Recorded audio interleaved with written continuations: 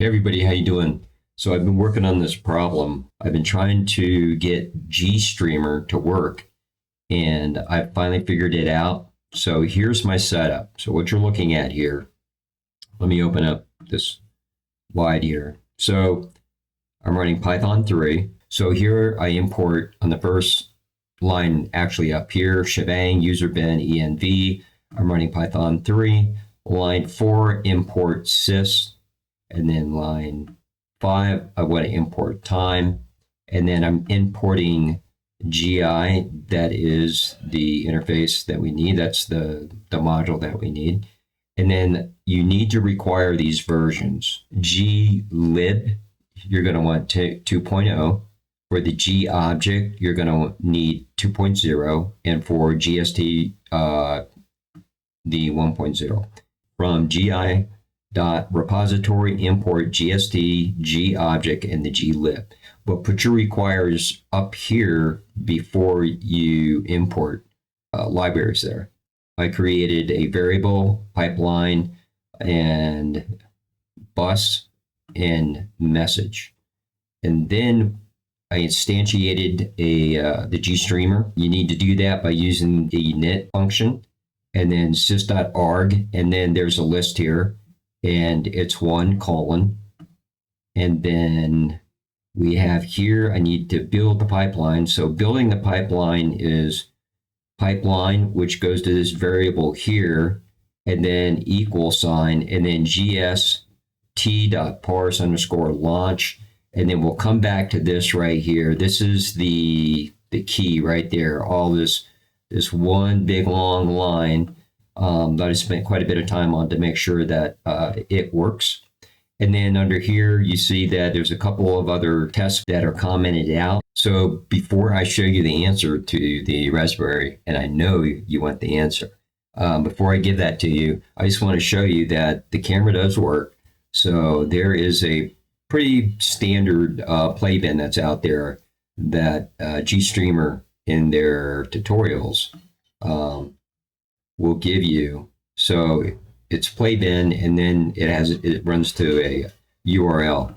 So here we are, and we're opening up the script, and then we have here is the video, and it's both audio and video. So a good example is a Blender Foundation built by Blender, and so there you go. Camera's working, right? All right. And then as an example, we have, let me comment that out. And then I have I've got a test.h264 file that is in my home Tim documents directory.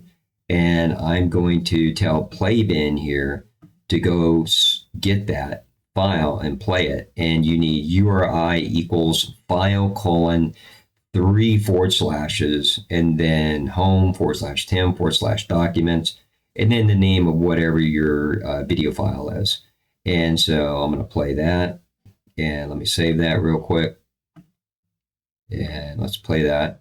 Okay, I'm going to be a little dorky in this video, but don't laugh too hard. Have some compassion. And there I am. And so I'm waving. Oh, I guess I better wave back.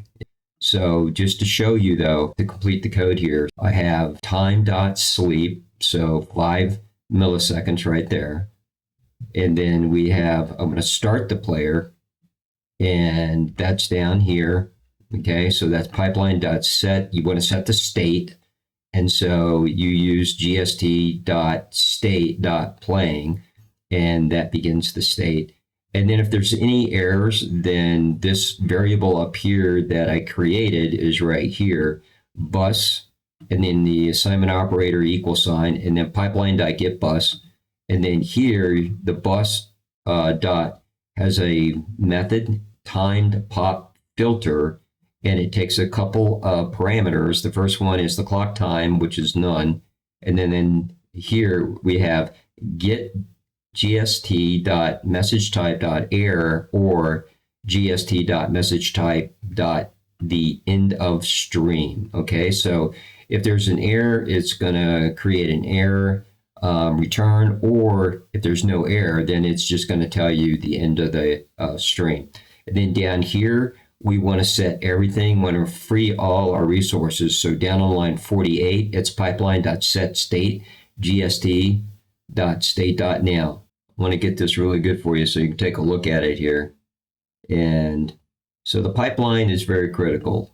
And we're using gst.parse_launch. You can go into your terminal and you can use the gst launch 1.0 just to test your code. But if you want to put it in a script like I have and run it, then you want to use the parse launch. So the first thing you need to do is you need to put in your source. So this is the first tab, or they call it actually the pad. So the source has one source, okay, SRC.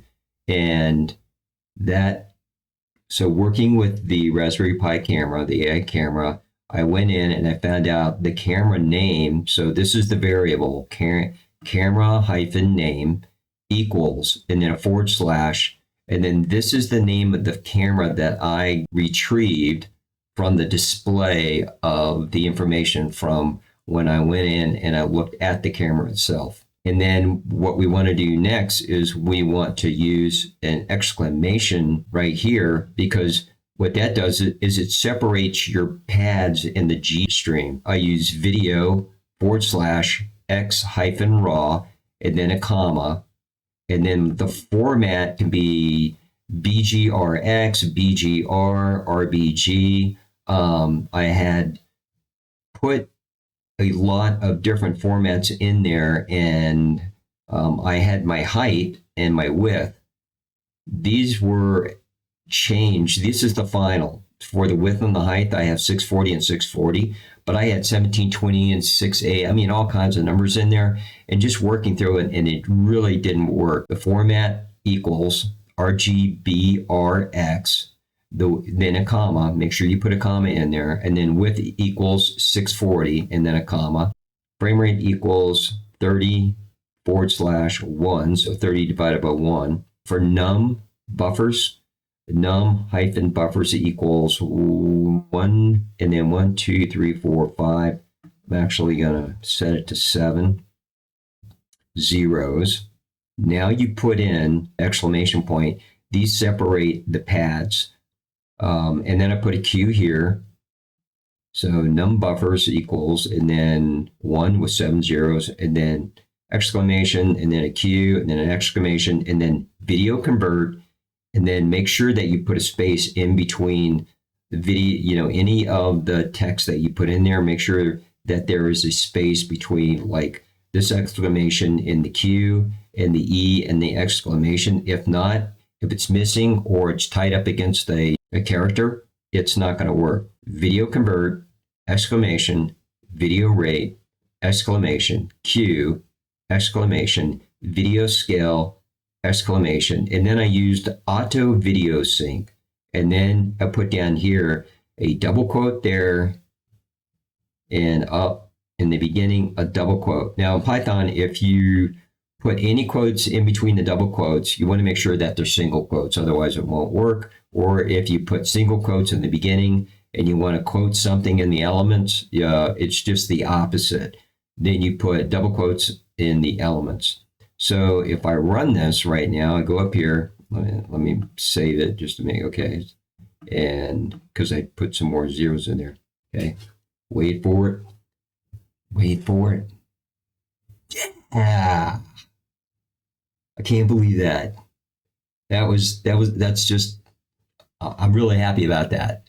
I wish I could tell you why, but it works. So before I had, and the key thing was there was a bunch of stuff, but one of the things I found out is that your height and your width of your image, if it's not correct, then let me see if I can't show you a hiccup here.